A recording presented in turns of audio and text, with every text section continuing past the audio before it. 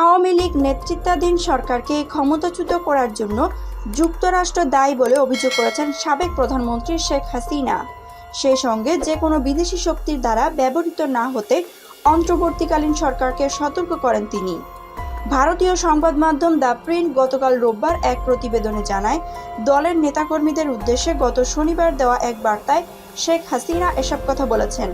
এতে বলা যায়, যুক্তরাষ্ট্রের সঙ্গে শেখ হাসিনা সরকারের টানাপোড়েন চলছিল অনেকদিন ধরেই। এছাড়া চলতি বছরের জানুয়ারিতে সংসদ নির্বাচনের আগে তিনি বলেছিলেন, বিমান ঘাঁটি করতে দেওয়ার বিনিময়ে তাকে সহজ ক্ষমতায় যাওয়ার প্রলোভন দিয়েছিল এক শ্বেতাঙ্গ ব্যক্তি।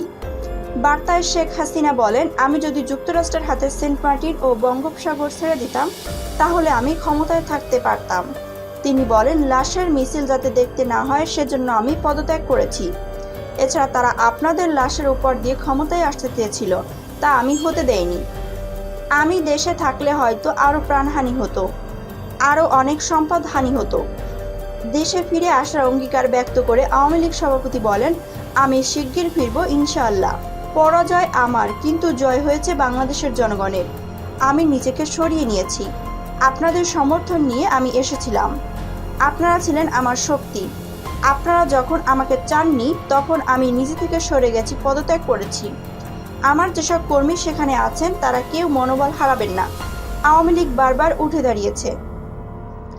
দেশ ত্যাগ করার আগে যে বক্তব্য তিনি দেশবাসীর উদ্দেশ্যে দিতে চেয়েছিলেন তাতে এর উল্লেখ ছিল বলে সংশ্লিষ্ট সূত্রে জানা গেছে। শেখ হাসিনা জানিয়েছেন, আমেরিকার কথা মতো বঙ্গোপসাগর একক আধিপত্যের জন্য সেন্ট মার্টিন দ্বীপ তাদের ছেড়ে না দেওয়ার মাসুল হিসেবে তিনি ক্ষমতাচ্যুত হয়েছেন। তিনি বাংলাদেশিদের সতর্ক করেছেন, তাদের ওপর মৌলবাদীরা যেন ভর না করে।